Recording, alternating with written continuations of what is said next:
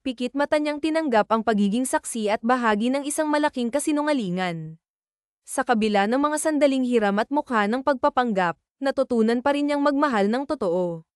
Ngunit matapos ang lahat ng kanyang ginawa, may puwang pa kaya ang kapatawaran mula sa lalaking ngayon ay buong puso niyang iniibig. Sa isang mundong puno ng panlilinlang at pagpapanggap, mananaig pa kaya ang tunay at dalisay na pag-ibig. Amara, may naghahanap sa'yo, magalang na sabi ng dalagang nagbabantay sa gas pump habang bahagyang inaangat ang suot niyang sombrero. Balik muna tayo. Sige, salamat, sagot ni Amara habang dahan-daang naglakad patungo sa opisina ng gas station. Sa labas, natanong niya ang isang pamilyar na figura. Bumagal ang kanyang hakbang habang papalapit. Finally, Amara, malakas na bati ng lalaki. Sir Miguel Santos, mahina niyang sagot, nahihiya habang nakayuko. Siya ang dating amo ng kanyang ina. Kumusta na? Tanong ng abogado habang iniipit ang mga kamay sa likod. Si Amara naman ay pinagkiskis ang mga palad, halatang kinakabahan. Kailan niyo mababayaran, Amara? Ilang buwan na ang utang ng nanay mo sa akin. Kahit pisong butas, wala pa akong natatanggap. Pasensya na po kayo, sir. Sisihad po ako sa katapusan, sagot niya ng may paggalang, ngunit halatang may lungkot sa tinig. Katapusan ng ano? Ng mundo, sarkastikong sagot ng abogado. Napakagatlabi si Amara, ramdam ang bigat ng sitwasyon. Malaki ang utang ng kanyang ina sa abogado, na dating pinagsilbihan nito bilang kasambahay.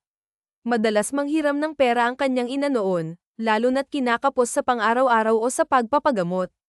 Ngayon, tuluyan nang nagkasakit ang kanyang ina at hindi na makapagtrabaho. Si Amara naman, kahit anong ipon mula sa kanyang iba't ibang trabaho, ay hindi pa rin sapat para sa gastusin at bayarin. Kapag sumahod po ako, kalahati ng sahod ko ididiretso ko po sa inyo. Pangako po yan, attorney, buong sinseridad niyang sagot. Siguraduhin mo lang, malamig na tugon ng abogado. Nang biglang bumukas ang bintana ng mamahaling kotse sa likod niya, lumabas ang ulo ng isang babae. Matagal pa ba yan? Let's go. I'm going to be late, reklamo ng babae habang nakatingin kay Miguel. Napatingin naman si Amara sa abogado, nagtataka. Pasensya na, honey, sagot ni Miguel habang tumalikod kay Amara.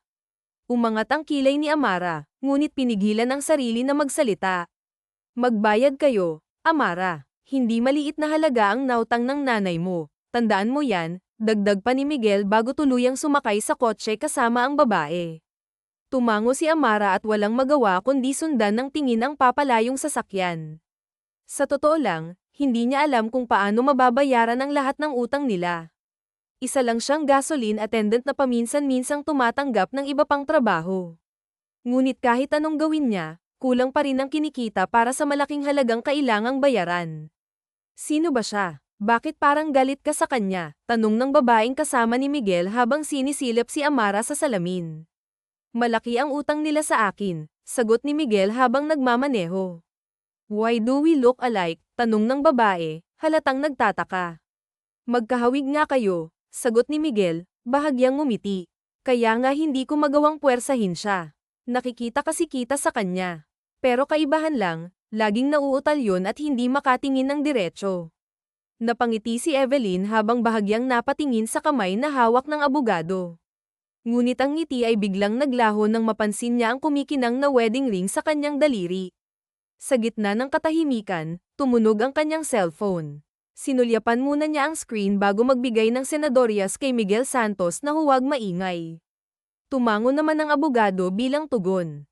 Hello, love, masiglang bati ni Evelyn sa tawag. Napailing na lang ang abogado habang pinagmamasdan siya.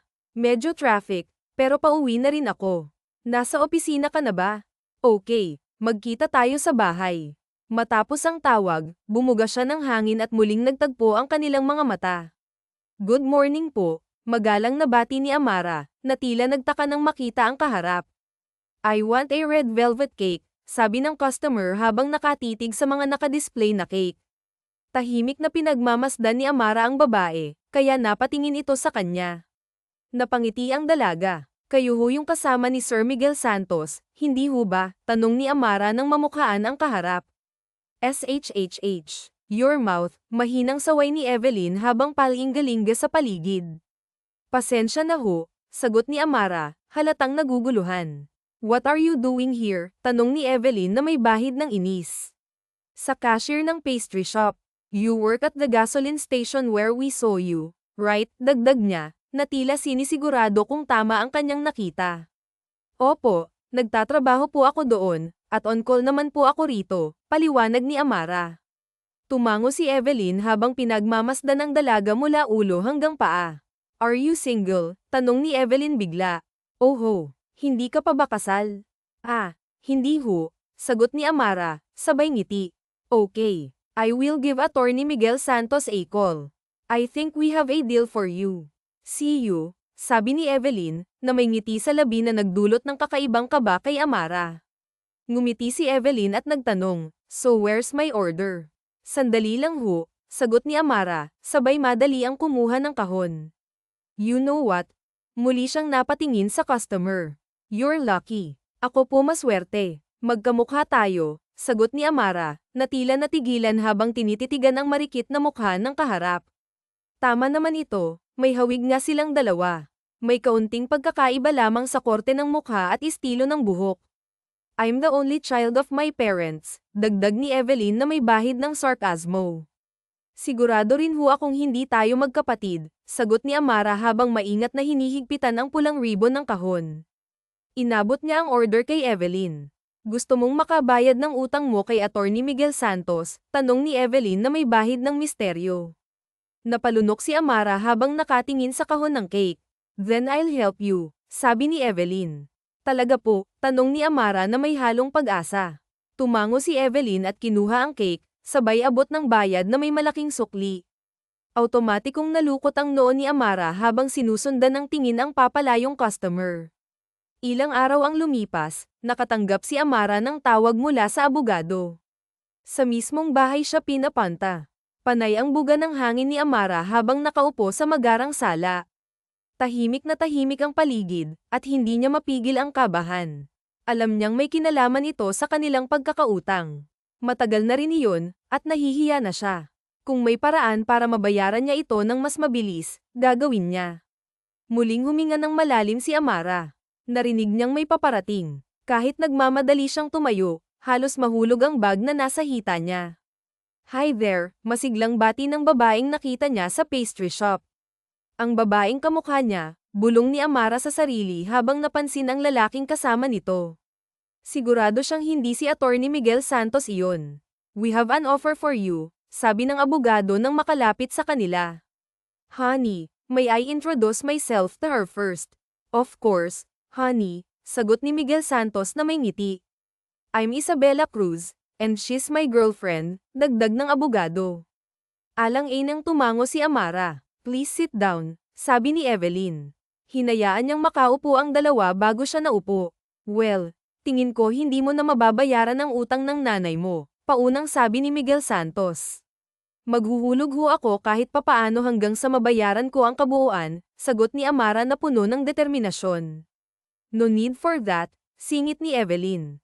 Kumurap si Amara at sinalubong ang mga mata ng nakangiting nobya ng abogado. Bukod sa hindi mo naman talaga kaya, huwag ka nang magpakapagod. Natahimik si Amara. Bakit niyo ho ako pinapunta rito? Tanong niya na may bahid ng pagtataka. We have a deal to offer, like I said, sagot ni Evelyn. Hindi tumugon si Amara, sa halip ay pinagmasdan ang magkasintahan. Be my impostor, sabi ni Evelyn na may seryosong ekspresyon. Ano? Ako ang magiging Evelyn Trinidad sa loob ng isang buwan at mabubura na ang utang namin kay Attorney Miguel Santos? Tanong ni Amara, halatang naguguluhan habang tumitig sa dalawa. Ilang minuto ang lumipas bago siya nakabawi mula sa kanyang pagkabigla. Paano naman ako magiging ikaw? Tanong niya muli, hindi maitago ang kaba sa kanyang tinig. Ang seryosong ekspresyon ni Evelyn ay napalitan ng isang mahinang ngiti. Don't mind it, kami na ang bahala dyan. Just accept the deal, sagot nito ng may kumpiyansa. Huminga ng malalim si Amara. Ngunit hindi pa rin niya moari ang gustong iparating ni Evelyn. Hindi ko talaga maintindihan, mahinang sambit niya habang pilit na iniintindi ang sitwasyon. Let's keep it short and simple, sagot ni Evelyn na may bahid ng panunuya. Mukha kang tanga kaya hindi mo agad makuha ang plano. Tinitigan lamang ni Amara ang babae, tila hindi makapagsalita. We're going away for a month, dagdag pa ni Evelyn habang marahang hinawakan ang kamay ng nakangiting si Miguel Santos. At anong gagawin ko? Tanong ni Amara, halatang naguguluhan pa rin. Ikaw ang magiging pansamantalang asawa ng asawa ko, sagot ni Evelyn nang walang pag-aalinlangan. Napanganga si Amara sa narinig. Asawa. May asawa na siya pero malinaw na may kahawak kamay pang iba, bulong niya sa sarili. Ikaw muna ang papalit sa pwesto ko, dagdag ni Evelyn na parang walang bigat ang sinasabi. Nataranta si Amara at mabilis na tumayo. Pasensya na, pero hindi ko kaya, mariing sagot niya sabay talikod. Then we will sue your mother, malakas na sabi ni Evelyn na nagpatigil sa mga paa ni Amara. Napalingon siya, gulat na gulat. You heard it right. Kakasuhan namin ang nanay mo, dagdag ni Miguel Santos, na may malamig na tono. Napangiti si Evelyn, tila nag-e-enjoy sa sitwasyon. Hindi ka naman mahihirapan, Amara. We're here to help you, sabi pa ng abogado na parang walang mali sa kanilang alok. Mabilis na humarap si Amara, puno ng kaba at galit. Paano hindi mahihirapan? Magpapanggap akong asawa ng kung sino, tanong niya, may bahid ng inis. Tumayo si Evelyn at lumapit sa kanya, dahilan para umatras si Amara sa kaba. You have to pay 300,000 pesos. Kaya mo bang kitain yun sa loob ng isang buwan? Malamig na tanong ni Miguel Santos. Napabuntong hininga si Amara, alam niyang imposible ito. Magpapanggap kang ako just for a month. Babalik din ako, and don't worry, dagdag pa ni Evelyn habang marahan siyang hinawakan sa balikat. Laging nasa trabaho ang asawa ko. For sure. He wouldn't notice. Hindi ka niya pag-iisipan. Ang gagawin mo lang ay magpanggap at maging isang impostor. Tumitig si Amara kay Evelyn, halatang naguguluhan pa rin. Tuturuan naman kita kaya wala kang dapat ipag-alala, bulong ni Evelyn mula sa likuran niya. Napatingin si Miguel Santos sa dalawa, tila nag-e-enjoy sa drama. Actually, she has a choice, honey, singit ni Miguel Santos habang komportableng nakaupo at nakataas ang isang paa. Kung hindi siya papayag, I'll make sure makukulong ang nanay niya. Hindi makapagsalita si Amara. Alam niyang kaya itong gawin ng abogado, mayaman ito, makapangyarihan, at maraming koneksyon. Tumayo si Evelyn at marahang kumandang kay Miguel Santos. Kawawa naman, sabi nito habang nakangiti. Pinagmamasdan ni Amara ang dalawa, hindi makapaniwala sa kanilang ugali. Paano kung magagaya ang babaeng ito? Tanong niya sa sarili. Magkahawig nga sila ng mukha, ngunit sobrang magkaiba ang kanilang katauhan. Bakit kasi nanlalalaki ka? Mariing sambit ni Amara habang hinahagod ang buhok niya sa frustration. Biglang tumayo si Evelyn, galit na galit. What did you say? Tanong nito, ngunit pinigilan siya ni Miguel Santos. We don't want to waste our precious time sa katulad mo lang. Now you decide, madiing sabi ni Evelyn habang matalim ang tingin kay Amara. Isang buwan lang naman, dagdag pa nito. Alam ni Amara na bihira niyang makikita ang asawa ni Evelyn dahil sa trabaho nito, ngunit hindi pa rin maalis ang kaba sa kanyang dibdib. Nanginginig si Amara habang iniisip ang kanyang ina na may sakit. Ang puso niya ay nagsusumamo para sa kaligtasan ng ina, ngunit ang isip niya ay tumututol sa plano. What now? Tanong ni Evelyn, halatang naiinip na. Napapikit si Amara, nanginginig sa galit at takot. Sa wakas, itinaas niya ang kamay. Pumapayag na ako, mahina niyang sabi. Napangiti si Evelyn. Isang buwan lang, dagdag ni Amara, halos hindi makatingin sa dalawa. Okay, bayad na kami, sagot ni Evelyn na may ngiti sa labi. Kumuha ito ng hanger at inihagis sa ibabaw ng mesa. Ano yan? Tanong ni Amara habang nakatingin sa hanger. That's an expensive dress, sagot ni Evelyn habang nakahalukip-kip. You need to cut your hair. From now on, you have to dress like me, put on makeup, and most importantly, don't be stupid. Be confident. Itinuwid ni Evelyn ang likod niya at tumingin kay Amara. That is Isabella Cruz. Keep your chin up and show everybody that you're the wife of a billionaire and CEO of La Trinidad Company. Napalunok si Amara, hindi makapaniwala sa pinasok niya. Matapos niyang ituwid ang kanyang likod at bahagyang itaas ang baba, marahan niyang nilinis ang kanyang lalamunan. Iaakyat ko na po ang bag ninyo, ma'am. Papalitan ko rin po kayo ng malambot na chinelas, magalang na alok ng isa sa mga kasambahay. Ngunit agad na sumagot si Amara, bagamat nauutal, kaya ko na. Ako na po ang bahala sa sarili ko. Sige po, ma'am. Ihahanda ko na lang po kayo ng hapunan, sabi ng isa pang kasambahay, sabay yuko. Ako naman po ang maghahanda ng pampaligo ninyo, dagdag pa ng may edad na babae habang marahang naglakad papalayo. Teka, sandali, biglang sigaw ni Amara, dahilan upang mapahinto ang mga kasambahay at mapatingin sa kanya. Hindi ako maghahapunan, aniyang may bahagyang kaba. Ho, bakit po, ma'am? Lagi naman po kayong nagpapahanda ng hapunan tuwing umuuwi, tanong ng isa, halatang nagtataka. Nag-isip si Amara, pilit naghahanap ng dahilan, hanggang sa mabilis niyang sagutin, kasi, diet ako. Agad siyang ngumiti, tila pinipilit maging natural. Oo, tama, nagda-diet ako, dagdag pa niya. Ah, ganun po ba? Tanong ng kasambahay, ngunit halatang hindi kumbinsido.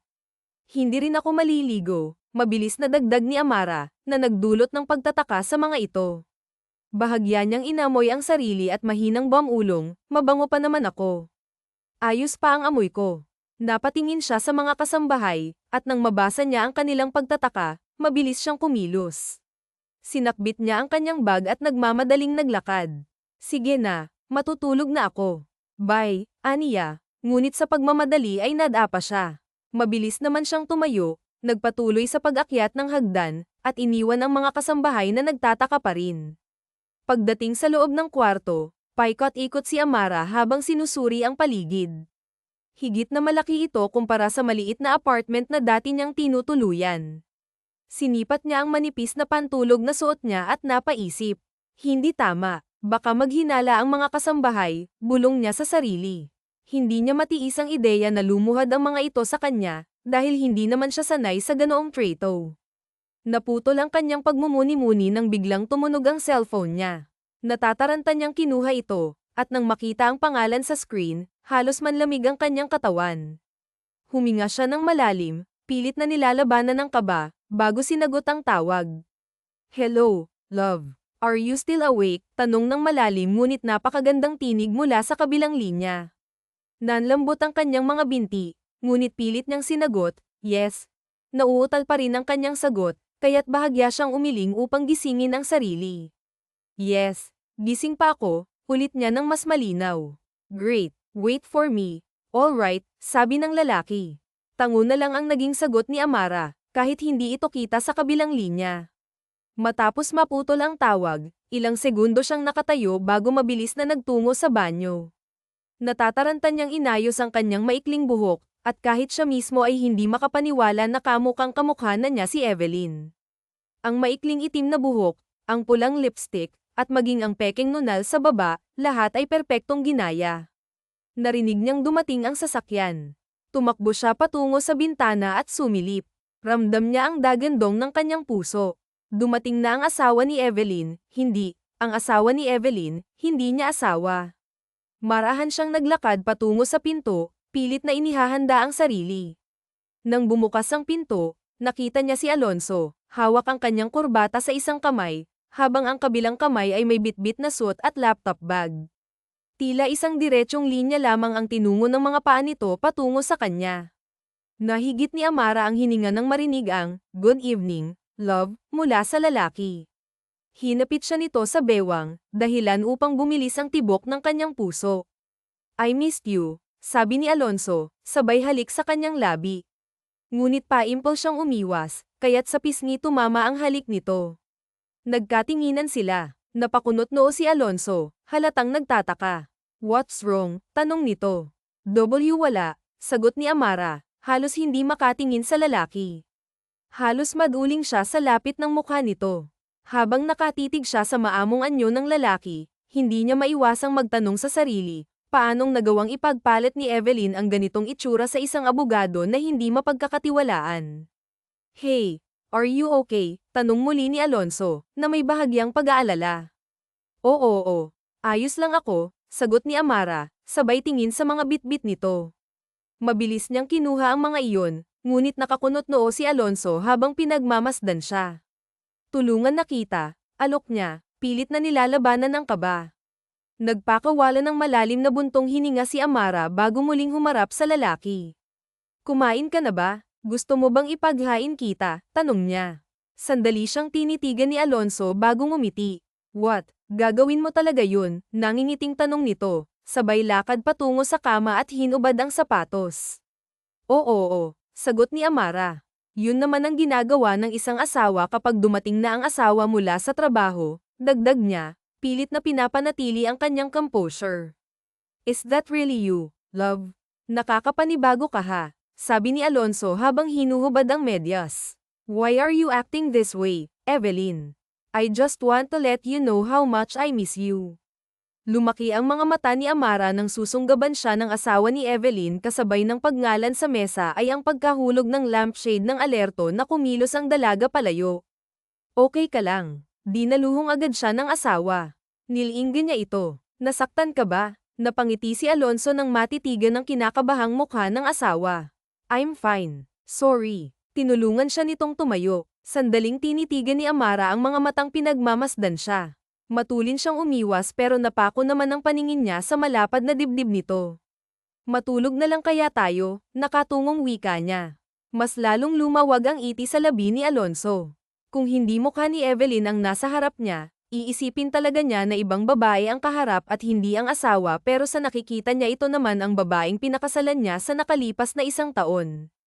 Baka may nangyari sa Paris kung saan ito nanggaling kaya ganito na ito umakto ngayon at para sa kanya mas gusto niya ang asawang nasa harapan. Alright, I'll just take a shower and then we'll go to sleep. Okay. Hindi alam ni Alonso kung magtataka o ngingiti sa inaasta ni Evelyn kaya pumasok na lang siya sa banyo. Napapagod na umupo si Amara sa kama. Hinahabol niya ang hininga, hindi pala madaling maging isang peking asawa. Kailangan niyang tawagan si Evelyn at Miguel Santos para umatras na sa pagpapanggap nages ko si Alonso ng basang buhok nang lumabas galing sa restroom. Bumungad sa kama ang nakatalikod at nakahigang asawa. Pinagmasdan niya ito sa tingin niya'y mas manipis ang katawan ng asawa ngayon. Nahigit ni Amara ang hininga ng may brasong pumulupot sa tiyan niya mula sa likuran. Do you have plans tomorrow? Napapikit siya sa mainit na hiningang tumama sa leeg niya mas isiniksik ni Alonso ang sarili sa asawa at marahang ang kinabig ang tiyan nito palapit. Inalala ng dalagang mga sinabi ni Evelyn ang bill nito ay sa bahay lang siya hanggat maaari. Wala naman. Gusto ko dito lang sa bahay. Okay, then I'll stay. Hindi ba may trabaho ka? Bahagya lang siyang tumihaya para hindi mapaharap sa katabi hindi niya kayang tagalan matitigan ng gwapo at bagong ligo nitong umiikot din ang amoy nito sa loob ng kwarto. Yes, pero dahil kauuwi mo lang dito muna ako sa bahay magtatrabaho. Ayaw mo ba? Oo, gusto syempre. Bawi agad ni Amara at tinalikuran ng asawa ni Evelyn panay ang pikit niya habang nag-iisip nagkakalinawan ito. You know what? You've changed. Namulagat agad ang mga mata ng dalaga dahil sa kanyang narinig dahan-daang inalis din ang nasa likuran ang braso nitong nasa tiyan niya. What happened to you in Paris? You turned into an innocent and shy wife now. Ano? Hindi. Mabilis na pumihit paarap si Amara kay Alonso parang mga tuwiran at baka tuluyan itong makahalata. Sinong shy ako? No. Pagod lang ako sa biyahe at saka marami akong napagtanto sa Paris. Nangar ko ang mga kilay ni Alonso nang mapatingin sa mahabang nguso ng kaharap sa kama hindi siya sanay sa ganitong galit ng asawa mas seryoso ito at hindi parang batang kaaway. Matulog na nga tayo. Alertong tumalikod si Amara at tinakpan ang sarili ng kumot hindi niya talaga kayang patuloy na magpanggap bukas na nabukas hahanap siya ng pagkakataon para makausap ang tunay na asawa nito. Tumalikod si Alonso kay Evelyn habang nakalukot ang noo may kakaiba hindi niya nga lang maipaliwanag kung ano yun asawa niya ang katabi sa kama dahil mukhaon ng kanyang asawa pero bakit ibang tao ang pakiramdam ng puso niya. Nakayuko si Amara habang pababa ng hagdan naghanap siya ng lugar kung saan pwedeng tumawag sa mandal siya kung sinubukan niyang tawagan ang numero na ibinigay ni Evelyn. Ma'am, halos mahulog niya ang cellphone nang makita ang kasambahay. Good morning po. Ano po ang ginagawa niyo, Ran? Napatingin siya sa paligid naroon siya sa isang sulok at nakakubli. Nag-e-exercise ako, kunyaring inunat niya ang braso. Naguluhan ang kasambahay. Hindi ho ba sa garden kay nagyoyoga? Natigilan si Amara at nanatiling nakataas ang kamay sa ere. Bakit bawal ba rito? Gusto ko ng bagong nakikita at saka may nagsabi sa akin na mas healthy kapag nakasandal habang nag-e-exercise. Imbento niya habang patuloy sa pagtuwid ng mga braso, iniwasan niya ang tingin ng kasambahay. Sige na, alis na, pagtat niya rito. Sige po, ma'am, natatakot na tugon ng may edad na babae at iniwan siya. Tinanaw muna ni Amara ang pag-alis nito habang kunwari pa ring nag-eehersisyo. Nang mawala ito sa mga mata niya ay agad niyang kinuha ang cellphone. Ma'am Evelyn, sumagot kaaniyan niya. Love otomatikong binaban niyang hawak na cellphone, inayos ang sarili at nag-after and ngiti sa labi. Good morning, bati niya sa pababang asawa ni Evelyn. Butter doing? Tanong ni Alonso. Wala naman, sagot niya habang kinakalma ang sarili. Nakarating ito sa tapat niya at tinitigan siyang umiti siya ng alangan dito. Ma'am, sir, ready na po ang breakfast, narinig nilang ana ng kasambahay sa ibaba. Let's go. Tumango si Amara, napatingin siya sa palad ng hawakan niya ni Alonso. Tahimik silang magkaharap sa mesa sa labas ng bahay na may magandang garden na kalapat. Labi ni Amara ang baso ng lihim na sulipan ng kaharap. Seryoso itong nagbabasa ng dyaryo at paminsan-minsan ay sumisimsim ng kape. Hindi niya talaga lubos maisip bakit nagawa pang lokohin ni Evelyn ang asawa. Hindi lang kasi ito papo, nararamdaman niya rin na mabuti itong tao. Nahulog ang siko niya na nakapatong sa mesa and magtama ang kanilang mga mata. Natawa si Alonso sa nagmamadaling asawa ng ito ng mga mata sa ibang dako. Really? What's wrong with you ha? Tell me, love. Inabot nito ang isang kamay niyang nasa ibabaw ng mesa. Tinitigan niya ang magandang mukha ni Evelyn. Ano bang nangyari sa Paris at sobrang pinagbago mo? Wala, naiisip ko lang habang malayo ako dapat mas maging mabuti akong asawa. So, sagot ni Amara habang marahan na inalis ang kamay na hawak nito. Inilagay niya ang pritong itlog sa isang piraso ng sliced bread. Hindi ba dapat masaya ka? Patuloy niya sa nanginginig na boses. Lagi na ako dito sa bahay, aalagaan kapag sisilbihan bilang asawa mo. Hindi niya alam kung anong pinagsasabi. Wala siyang maisip na palusot at baka makahalata ito ng makahalata. Ayaw mo ba ng ganito? Tanong niya nang ilagay sa plato ng asawa ni Evelyn ang hawak na tinapay. I like you more now. Nagkatitigan sina Amara at Alonso. Mas nagugustuhan kita ngayon, Evelyn. Seryosong ani niya nito. Napakurap ang dalaga at dahan-daang tumango dahil sa binanggit nitong pangalan. Good morning. Sabay silang lumingon. May lalaking parating at ngiting-ngiti sa kanila. Carlos Medina. Tumayo ang asawa ni Evelyn kaya sumunod na rin ang dalaga. Na istorbo ko ba kayo? Quiet. Tugon ni Alonso sa kaibigan, sabay ngiti. Tiningnan nito ang asawang kaharap niya. Sorry Evelyn, I just passed by. Okay lang, sinubukan ni Amara ang huwag mautal sa bagong kaharap. Nice to hear that. Wait, napatingin siya rito ng pagmasdan siya ng husto. Iniwas niya ang mukha at pakiramdam niya kasi ay may sasabihin itong kung ano. Can I just say, mas lalo kang gumanda. Puri ni Carlos Medina at ngumiti. Mokyo lang siya. Nagkatinginan ang magkaibigan. Iwan ko muna kayo, palm niya at sandaling sinulyapan ng asawa ni Evelyn. Tumango lang ito. Huminga ng malalim si Alonso habang kasabay na naglakad patungo ng balkoni ang kaibigan. What happened to your wife? Ba't parang nag-iba siya? Dugtong ni Carlos Medina. Nilinggan niya lang ito. Pamayat lang ba siya o baka may iba siyang pinagawa sa mukha niya? Siniko niya si Carlos Medina at tumingin sa paligid. Quiet, marinig ka niya. Sorry, sabay na silang naupo. Okay ka lang? Tiningnan niya ang kaharap. Something is wrong about Evelyn. Umiling si Alonso. Forget it. Aniya niya. Gusto niyang iwasan at pigilan ang sarili na pag-isipan ng kung ano ang asawa. Pwede namang magbago ang isang tao ng isang kisap mata. Ang mahalaga maayos sila at mas gusto niya ang bago ngayon si Evelyn. Hello. Hi there. Nakahinga si Amara nang masagot ang tawag. Naroon siya sa banyo ng kwarto ng mag-asawa. Ayoko na, uuwi na ako sa amin. Hindi ko ta magagawa. Are you really that stupid? Pumayag ka na sa deal na to. You can just walk away, pero remember ipapakulong namin ang nanay mo. Pananakot nito. Now make up your mind. Natahimik siya. Nahihirapan ako. My God Amara. Just do what I told you. Tumingala siya sa kisame. Huwag kang mag-atang at magmoldita ka. Sanjitin mo makatulong dyan. Umiling ang dalaga. Paano yung asawa nyo? Si Evelyn naman ang hindi nakakibuwir. Okay, give him what he wants. Itinungo niya ang ulo sa umaga. Dahil nasa bahay ka, mag-exercise ka sa garden, do yoga sa gabi bago ka matulog, uminom ka ng wine sa veranda. Yun ang gawin mo. Don't talk too much. Lagi namang pagod yang si Alonso kapag umuuwi galing sa trabaho, kaya parang wala ka ring kasama.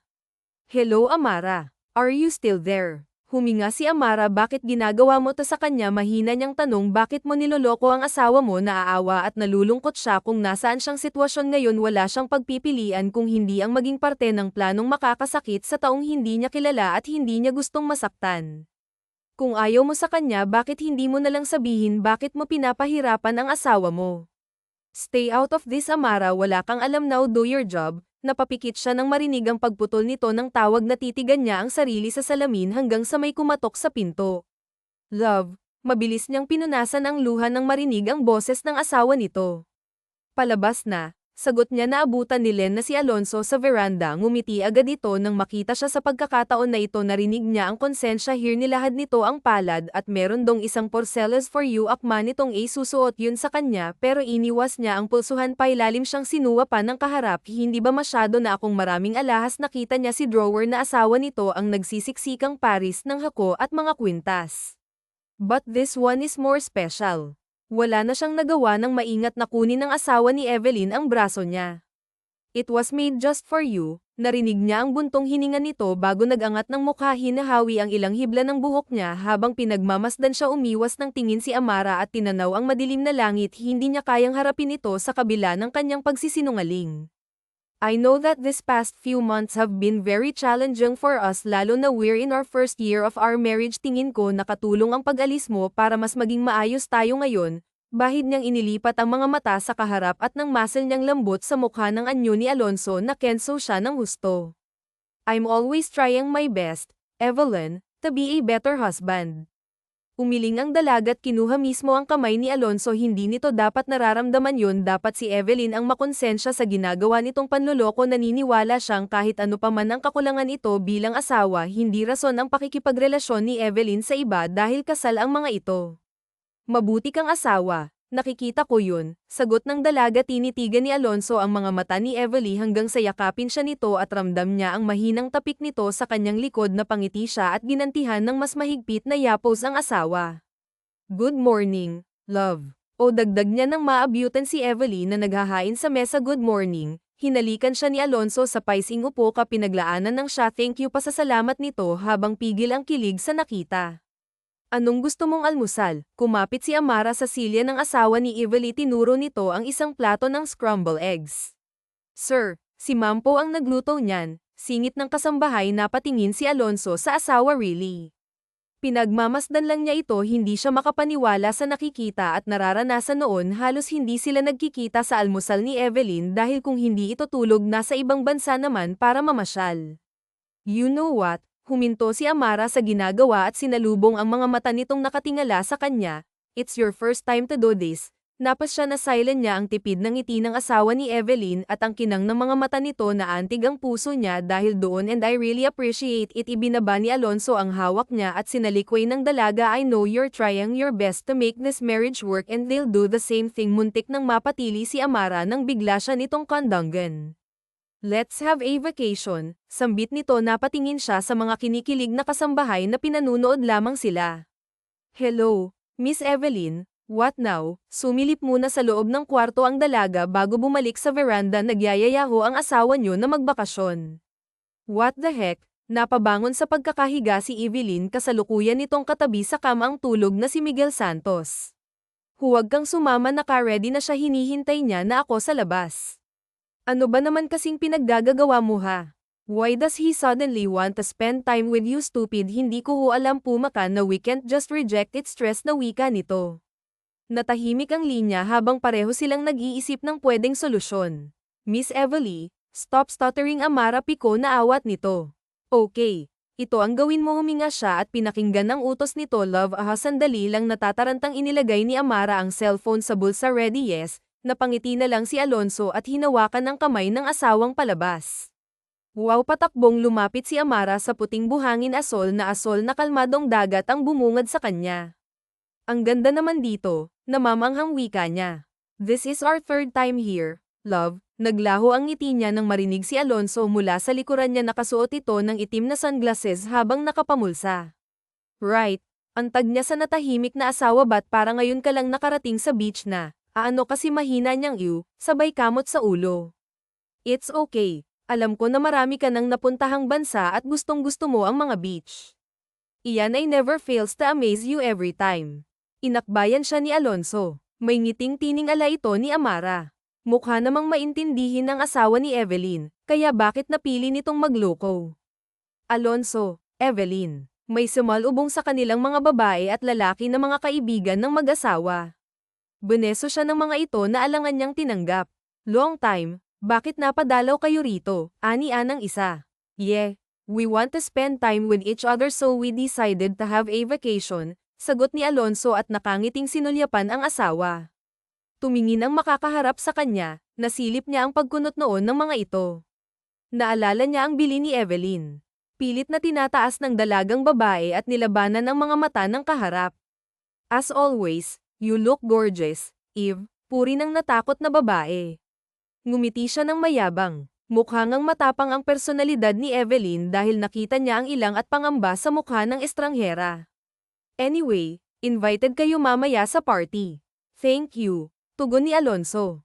Nakahinga lamang si Amara nang makapasok sa kwarto na uupahan nila. Pagod siyang humiga at pinaikit ang mga mata nang maramdaman ang pag-alog ng kama. Sa pagmulat ay napasinghap siya. Anong ginagawa mo? Mukha nang nakangiting si Alonso ang nasa harap niya. Nakatukod ang magkabilang kamay nito sa pagitan ng katawan niya. Natatakot siyang napatingin nang itaas nito sandali ang isang kamay at hoiin ang mga daliri ang hibla ng buhok niya. Now that we are starting again, I think we should do something more, love, sensual nitong aniya. Hirap na napalunok si Amara, hindi siya basta makagalaw dahil kulong-kulong siya ng mga braso nito. Tingin ko, hindi na kailangan iyon. Mag-swimming na lang tayo. Akma siyang tatayo pero mas lumapit lang lalo si Alonso. Mamaya na. Let's not start time. When was the last time we did this? Halos himatayin siya nang maramdaman ang pagdaos-dos ng hintuturo nito sa pisngi niya, pababa ng kanyang leeg. Pailalim na sinuapa ni Alonso ang namumutlang asawa, nararamdaman niya ang panginginig ng katawan nito kaya mas natutokso siyang akitin ito. Hinilig niya ang mukha para magtungo sa leeg nito nang biglang may kumatok. Malakas na itinulak ni Amara ang asawa ni Evelina, halos mahulog ito sa baba ng kama. Siya naman ay dirdiretsong binuksan ang pinto. Ma'am, bungad ng housekeeping. Sige, sandali lang. Binalikan niya ng tingin si Alonso na kasalukuyang bumabangon habang hawak ang bewang. Kailangan daw ako sa ibaba, iwan muna kita. Marites, pagsisinungaling niya sa nagmamadaling tono. Hindi naman po, ma'am, ani iyan ang housekeeping na may dadalhin lang sana na gamit sa kanilang kwarto. Hindi, halika na. Basta nalang hinayla ni Amara ang housekeeping palayo. Natawa si Alonso. Matagal ang paglangoy ni Amara sa tubig at nang umahan ay natanong niya ang palusong sa dagat na asawa ni Evelyn. Matulin niyang inilubog ang kalahati ng katawan sa tubig. Love, tawag nito at kumaway sa kanya. Nakapan ang mukha. Nasaan na iyon? Tanong niya sa sarili habang sinasalat ang peking nunal sa mukha. Sinubukan pa niyang hanapin iyon sa tubig. Love, I'm coming. Natataranta niyang tinanaw ang palapit na si Alonso, hindi siya pwedeng makita nito.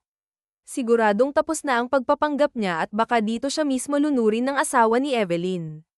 Mabilis siyang sumisid at kahit masakit sa mga mata ang tubig alat pilit siyang nagmulat. May ilang isda siyang nakikita sa ilalim pero walang peking nunal. Love, palapit na si Alonso sa asawang naglalangoy, nagkakandakawag si Amara nang mula sa ilalim ng malinaw na tubig ay nakita niya si Alonso. Otomatiko siyang umahan habang hinihingal. Hey, are you okay? Nagulat ba kita? Nag-aalala ang tanong nito. Nang sumunod sa dalaga hinawakan siya sa braso ng ang asawa ni Evelyn hanggang sa silipin ito ang mukha niya. Hindi ba yung nunal mo nasa left chin? Nahawakan niyang mukha mali pa yata siya ng dikit ng nunal. Bakit dyan na napunta? Nagtatakang tanong ni Alonso habang pinagkakatiwala. Ano? Kapag nasa tubig, talagang lumilipat yung nunal ko ng kusa, nagkakandayutal niyang palusot. Napakunot noo lang ang kaharap. Oo, mag-dive ka na maraming isda sa ilalim, pilit niyang tinulak si Alonso. Pagod na naglakad sa buhanginan si Amara hanggang sa mapaupo siya at tinanaw ang dagat kung saan naglalangoy ang asawa ni Evelyn. Hi, Eve, naasiwa siyang umatras sa pagkakaupo nang may lumapit at tumabi sa kanyang lalaki, halos magkiskisan ang mga braso at balikat nila. Where's your husband? Tanong nito habang ramdam niya ang paggapang ng kamay sa bewang niya. Alistong pumiksi ang dalaga. Anong ginagawa mo? Galit niyang tanong. Huwag ka nang umarte. Hindi ba gusto mo naman onong ganito? Yung may thrill, nasa malayo ang asawa mo. We can do that again anywhere you want. Sinampal niya ang pisngi ng lalaking bumubulong sa kanya, gulat itong tumingala habang hawak ang pisngi. Ano bang sinasabi mo, hindi ka na kinalabutan? May asawa lang binabastos mo. Tumayo si Amara. Huwag kang magmalinis. Evelyn, galit din itong tumindig at humarap sa kanya. Baka sabihin ko sa asawa mo na may nangyari sa atin noon. Nahigit niya ang hininga at natanong ang sarili, ano bang klaseng babae si Evelyn? What's happening here? Kakaahon lang ni Alonso nang lumapit sa kanya. May problema ba? Tanong nito habang nagdidilim ang mukha sa lalaking kaharap nila. Wala, halika na. Minabuti niyang hilahin ito sa kamay paalis. Pinagkatiwala niya si Evelyn, mukhang noon pa man ay hindi na ito naging tapat sa asawa at hindi niya makuha kung bakit. Wala pa rin siya sa sarili nang lumabas ng kwarto at magtungo sa veranda kung saan tanaw niya ang payap at madilim na dagat. Naaawa siya kay Alonso, nakikita niyang gusto nitong maayos ang relasyon sa pagitan ng asawa pero wala itong kaalam-alam sa nangyayari. Anong iniisip mo? Nahigit niya ang hininga nang yakapin siya nito sa likuran. Hinilig pa ni Alonso ang mukha para silipin siya. Wala naman. Narinig niya ang tawa nito. Anong nakakatawa? You keep stuttering, love. Marahan niyang nahawakan ang labi. Pinaihit ni Alonso ang asawa paarap. Inosente siya nitong tiningala habang hinahangin ang hibla ng buhok. I really enjoy every moment with you. Tumango ng maraan si Amara. Ikaw ba, masaya ka bang kasama ako? Tinitigan niya ito. Sino bang hindi masayang makasama ang tulad nito? Walang rason para magloko si Evelyn sa ugaling nakikita niya sa asawa nito. Masaya ka ba? Alangang sinilip ni Alonso ang nag-iisip na mukha ng kaharap. Tumango naman ito. Oo naman. Mas lumawak ang ngiti niya sa labi. Honestly, I thought maghihiwalay na tayo. Thank you for staying with me kahit pakiramdam mo lagi akong walang oras saw. Napakurap siya ngayon. Alam na niya ito ang dahilan ni Evelyn ang pagkukulang nito sa oras kaya siguro ito naghanap ng iba. But you know I'm working hard. I want you to have the funny life you've always wanted, give everything you want. Hinaplos ang puso niya sa narinig at pinagmasdan si Alonso na parabang pinakamagandang taong nakita at nakilala niya. Ganoon kita kamahal, iniyok ko ni Amara ang mukha, maswerte talaga si Evelyn. Sana lahat makahanap ng ganitong klaseng lalaki. So please, let's continue to save our marriage. Hinawakan ng dalawang daliri ni Alonso ang baba ng dalaga at maingat na itinaas, nakita niya ang nanubo. Hinaplos-haplos niya ang pisngi ng asawa. Mas siyang nagbago ito ng ganong kabilis, yung dating halos hindi niya maabyutan sa bahay, nakakasabay na niya sa agahan at hapunan. Sinusubukan nitong baguhin ang mga nakasanayan para maayos ang pagsasama nila. Ang buong akala niya wala ng pag-asa para sa kanila, may ilang buwan na rin kasi niya itong iniiwasan. Thank you for staying with me, Evelyn. Hahalikan na sana siya nito nang may kumatok. Ako na, nagmamadaling nagpatiuna si Amara sa pagpasok sa kwarto at baka tuluyan siyang mahulog sa labi nito. Kasalukuyan silang palapit sa isang bonfire party. May ilang nagsasayawan habang may hawak na alak. You guys are finally here. Sinalubong sila ng mga babae nang lumapit sa kanyang lalaking binastos siya sa buhanginan na may ngiti sa labi ay otomatiko siyang napaka sa braso ni Alonso. Kinakabahan talaga siya sa mga tingin ng estrangherong iyon. Marahang hinapit sa bewang ni Alonso ang asawa palapit habang nakangiti. Ngayon lang naging malambing si Evelyn. Kilala niya itong malaya lalo na sa mga ganitong kasiyahan. Mas gusto niyang magpahinga pag walang trabaho kaya makihalubilo. Umupo sila sa mga silyang kaharap ang lumalagablab na apoy. Here, inabutan si Amara ng isang babae ng bote ng alak. Gusto niyang tumanggi dahil hindi naman siya umiinom pero si Evelyn nga pala siya kaya hindi niya pwedeng gawin iyon hanggang sa matano niya si Alonso na may kausap na ilang babae na nakasuot pa ng swimsuit. Malalim siyang napabuntong hininga. Are you okay? Nasa tabi na niya ang tinatanaw kanina. For you, gumiti pa si Alonso nang iabot sa kanyang stick na may nakatusok na marshmallow. Kinuha niya ang inaabot nito magkasunod silang humarap sa apoy habang hinahampas sila ng malakas na hangin, ramdam nila ang buhangin sa kanilang mga paa. Hindi siya makatiis na sulyapan si Alonso. Natanong niya ang grupo ng mga babaeng kausap nito kanina na sa asawa pa rin ni Evelyn ang atensyon ang mga ito habang hindi maitago ang paghanga. Muli niyang binalikan ng atensyon ang katabi kahit naman sino sigurado ang babae mahuhumaling sa ganitong pero dapat alam ng mga babaeng ito ang limitasyon kapag may asawa na. Why? Nakangiting tanong ni Alonso nang mahuling nakatingin ang asawa. Ha? Wala, narinig na naman niya ang pagkautal at panginginig ng boses ng asawa. Tell me, love, worry si B, may gusto kang itanong, naging pamilyar na siya sa bagong Evelyn, madaling mabasa ang emosyon nito sa ilang araw na magkasama sila. Anong pinag-uusapan niyo ng mga babae kanina? Lakas loob na tanong ni Amara habang nakatitig sa apoy. I see you're jealous. Ha? Ako? Siyempre hindi no, sunod-sunod niyang tanggi nang salubungin ang mga mata ni Alonso nang ngiti-ngiti sa kanya. Why not? You're my wife. Normal lang na magselos ka, biro pa nito at marahan siyang binangga. Hindi nga tanggi pa rin niya at kinagat ang hawak. You don't have to worry, say lang ako asawa mo na ako I'm all yours. Inakbayan siya nito at saglit na hinalikan sa ibabaw ng ulo. Pinagmamasdan ni Amara ang mukha ni Alonso. Ramdam niya ang katapatan nito sa binitawang salita. Evelyn. Nagtataka siyang umatras nang lumapit sa kanyang isang lalaki. Hindi mo na ako matandaan, tanong nito. Umiling siya. Ang bilis mo talagang makalimot, may utang ka pa sa akin, saad ng lalaki. Talaga, magkano, natawan naman ito. You're funny. Iba ang tinutukoy kong utang at pwede mo na ngayon yung bayaran. Come with me. Ano ba? Bitawan mo nga ako, hindi niya alam kung ilan bang lalaki ang nakilala ni Evelyn. Sige na, halika na. Dumilim ang imahe ni Alonso nang abutan ng asawang nakikipaghilahan sa isang lalaki. Ah, Alonso. Nauutal na wika ni Amara nang makita siya. Malakas pa niyang ibinito ang kamay sa estranghero. Binalingan niya ang lalaki. Nagtatanong lang siya, sige na umalis ka na, pagtataboy ni Amara rito. Nang umalis na ito ay kinakabahan siyang nagtungo sa harap ni Alonso. Umuwi na tayo. Tango lang ang ginawa nito. Nakaupo si Alonso sa kama habang pinapanood ang natutulog na asawa. Naalala niya ang lalaki na kasama nito kanina. Kung dati sanay siyang laging may kasamang lalaki ang asawa dahil likas itong palkaibigan iba na ngayon lalo na't nakikita niyang parang asiwa na rin si Evelyn sa ibang lalaki mas nakakadama rin siya ng selos.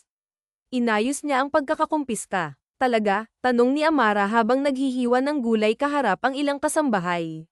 Dati halos hindi kayo mahawak ng kahit ano sa bahay para lang mag-asikaso ngayon araw-araw na kayong nagluluto, anya ng matandang si Luz Viminda.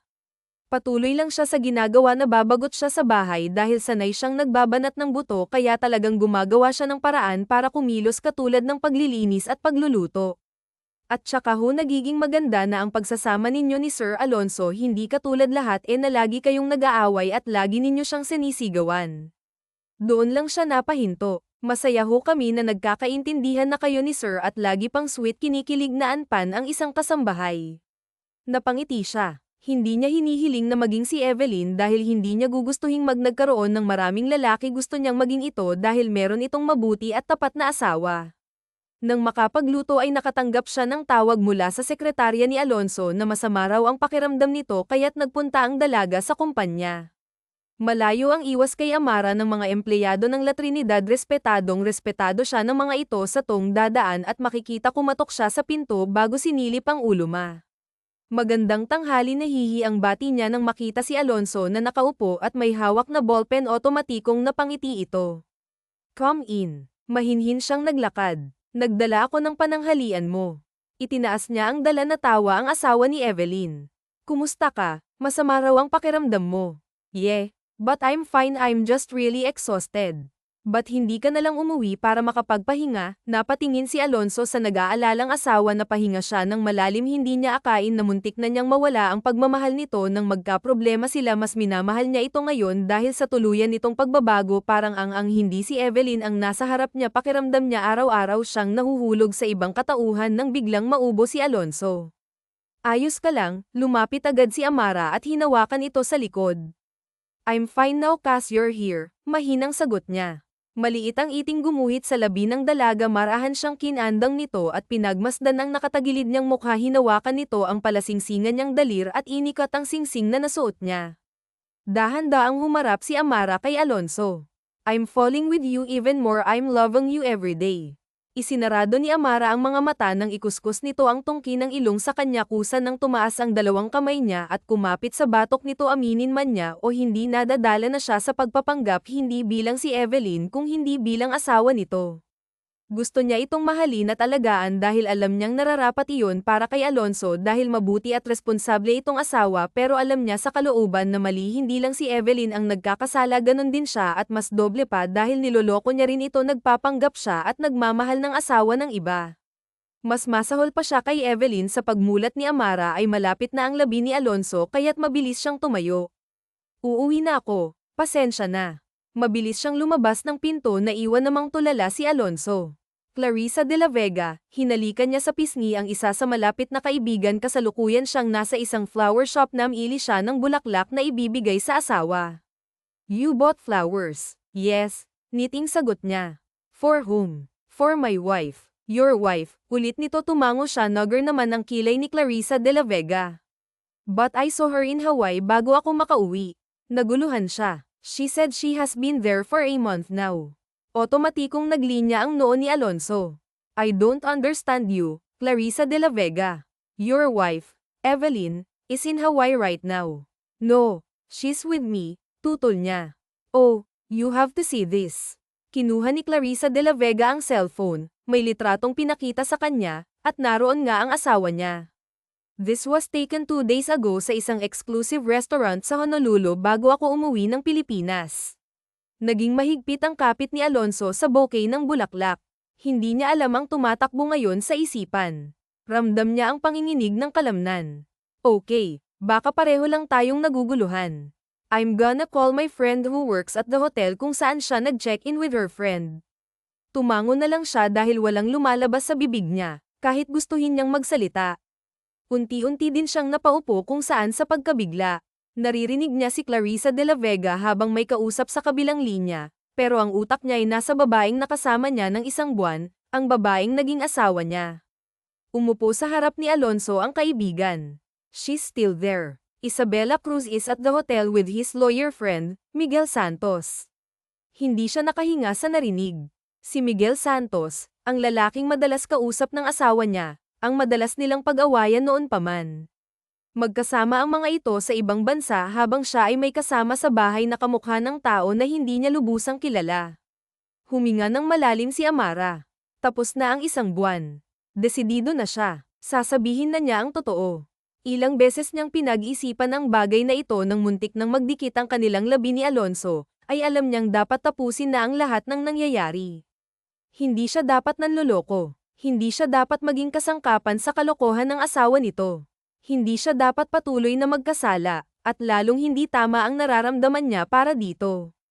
Pinunasan ng dalaga ang luha nang marinig ang paglangit-ngit ng pinto. Nang lumabas ng banyo at masilip ang veranda, ay malakas ang hampas ng hangin at ulan mula roon. Napatingin siya kay Alonso na pumasok, basang-basa ito at nakayuko. Nakatapat sa ilaw at bagsak ang magkabilang balikat habang hawak ang lanta at sira-sirang bouquet ng pulang rosas. Ayos ka lang. Anong nangyari? Nagmamadaling bumalik sa banyo si Amara at kinuha ang towel sa loob. Lumapit siya sa asawa ni Evelyn at nilagay yun sa ibabaw ng ulo nito.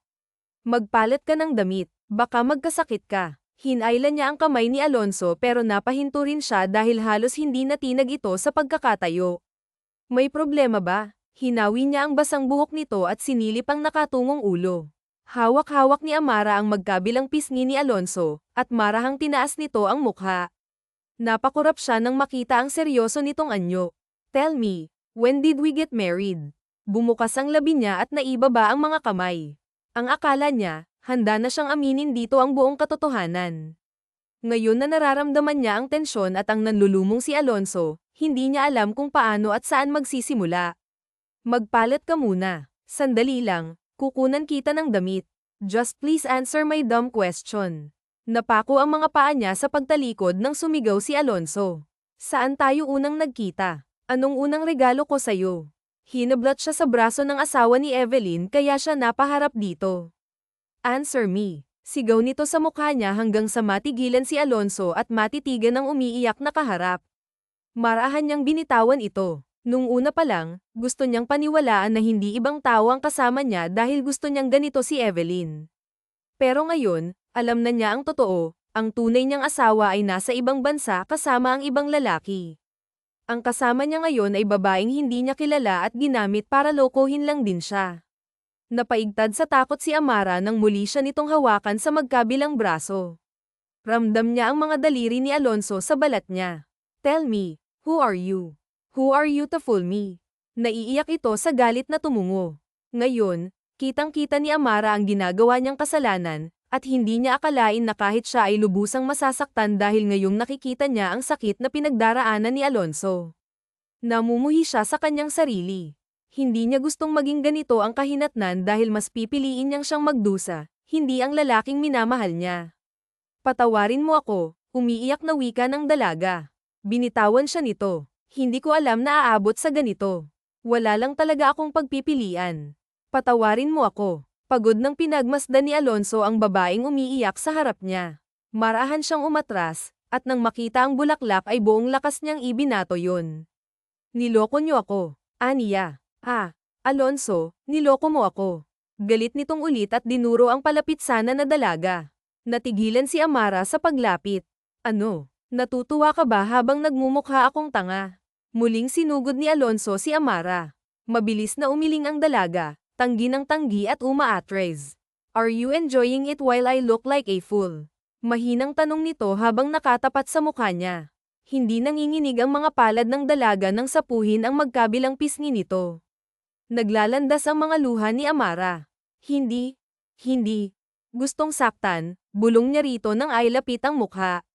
Natigilan si Alonso. Sinubukan kong itigil na, pero wala rin akong nagawa. Patawarin mo ako, wala akong pagpipilian.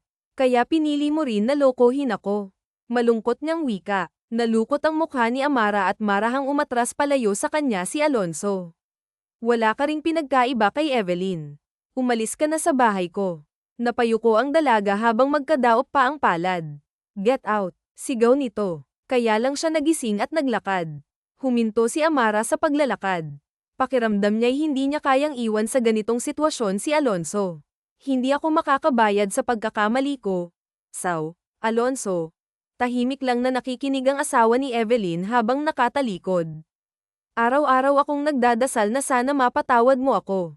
Hindi ko ginustong lokohin ang tulad mo o maging parte ng kalokohan na yon. Mabuti kang asawa, at hindi ito ang karapat-dapat na matanggap mo. Umalis ka na. Napapikit si Amara kasabay ng mga luha.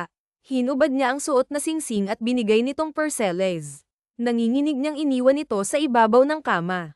Marahil, tapos na rito ang pagpapanggap niya, pero hindi ang pagmamahal niya para dito. Nasaktan niya ang lalaking kaya niya sanang protektahan, pero pinili niyang maging bahagi ng planong lokohin nito. Alonso, pinigilan ng dalawang security guard makalapit si Evelyn sa kanya. Seryoso siyang nakatayo sa labas ng bahay at diretso lang ang tingin. You can't annul our marriage.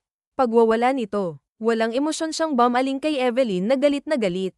Hindi niya alam kung saan ito kumukuha ng lakas ng loob na humarap at sabihin ito sa kanya habang alam na nilang pareho ang katotohanan.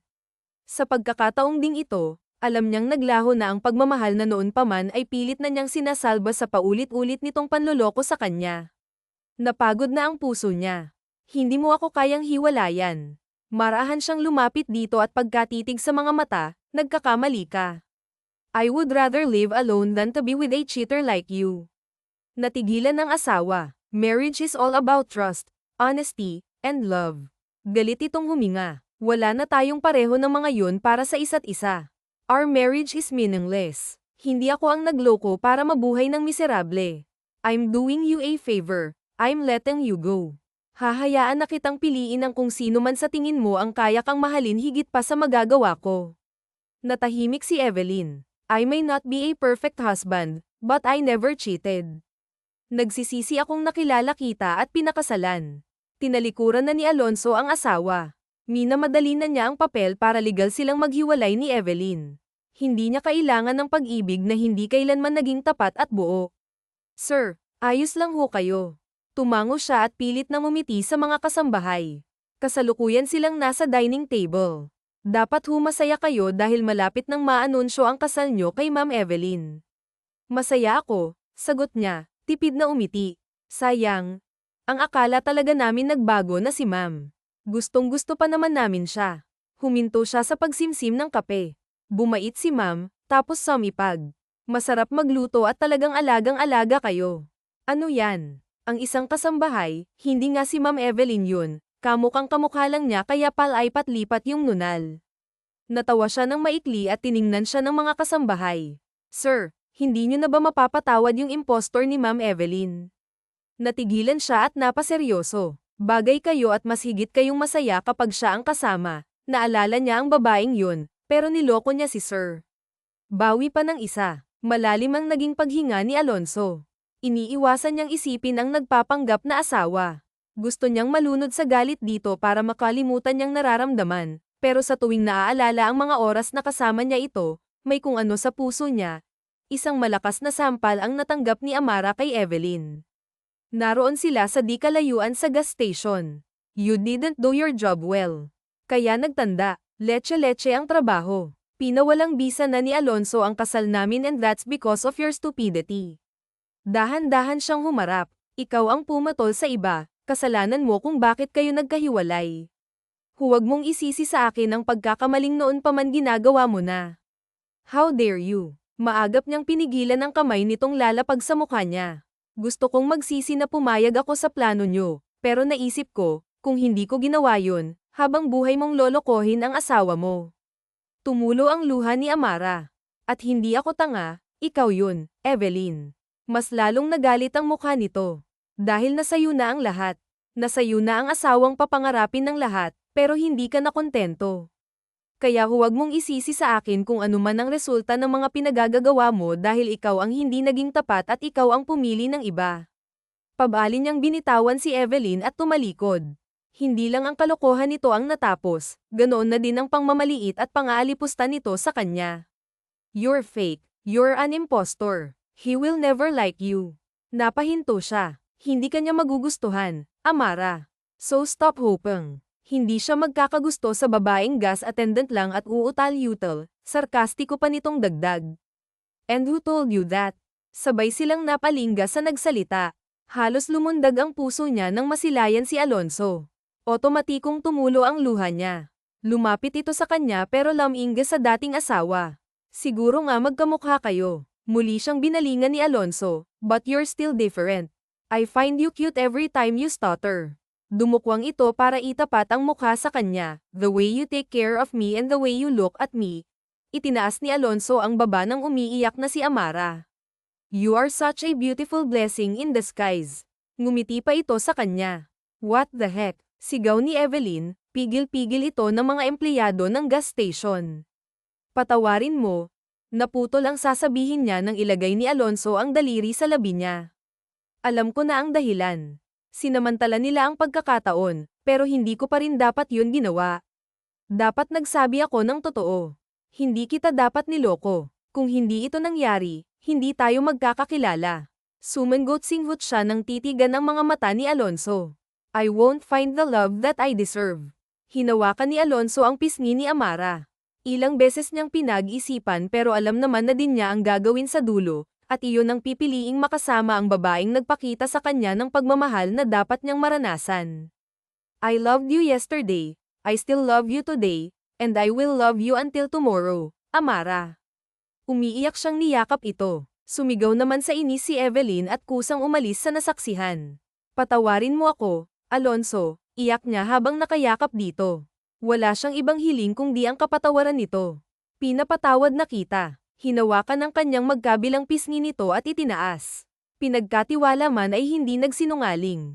I don't want you to hurt my heart again, dahil ikaw ang hindi ko kayang mawala, Amara. Naluluhang saad ni Alonso. Marahang umiling si Amara. Hinding-hindi kita sasaktan. Mamahalin kita habang buhay. Napangiti si Alonso bago lumuhad. Nasapo niya ang dibdib ng masilayan ng singsing. I want to spend my life with you, Amara. Will you be Mrs. Dante Reyes? Tumango siya habang umiiyak. Ay nalalayan niyang tumindig ang pinakamamahal. Oo naman. Pakakasalan kita, Alonso. Hinaplas-haplos ng daliri nito ang magkabilang pisngi niya habang siya naman ay nakapikit at di narama ang presensya nito. Maingat siyang hinagkan ni Alonso sa noo at ibabaw ng ilong bago siniil ng halik sa labi na nakapagpahina. Ikaw ang gusto kong makasamang magsimula ulit. Pinunasan ni Alonso ang mga luha niya. Hindi ka pwedeng magpakasal sa iba. Napakunot-noo siya. May nakapagsabi sa akin na napagkakasundo ka ng nanay mo sa kung sinong lalaki sa probinsya. Tinitigan niya ito. Sinabi niya ang lahat ng nangyari sa ina at nagdesisyon ito na para hindi siya madami sa gulo ng mag-asawa ay ipapakilala siya sa iba. Hindi ko hahayaang mangyari yun. Napangiti si Amara. Hindi ako magpapakasal sa iba. Dahil ikaw ang mahal ko, Alonso. Kung hindi ikaw, hindi na lang ako magmamahal. Isang matamis na ngiti ang gumuhit kay Alonso bago siya hinagkan muli at niyakap habang hinihintay mapawalang bisa ang kasal ni Alonso kay Evelyn. Ay umuwi sila sa probinsya para dalawin ang kanyang ina at pinakilala na rin ang mapapangasawa. Binayaran din nito ang pagkakautang nila sa abogado nang tuluyang maanal ang kasal ni Alonso sa dating asawa ay agad din silang nagpakasal, nagsama ng payapa at puno ng pag-ibig sa bagong bahay nila ni Alonso. Naging mabuti at tapat siyang asawa, inalagaan at walang oras na ipinaramdam ang pagmamahal kay Alonso. Naging impostor man siya ng dati nitong asawa, hindi naman siya nagpanggap sa pag-ibig niya para dito.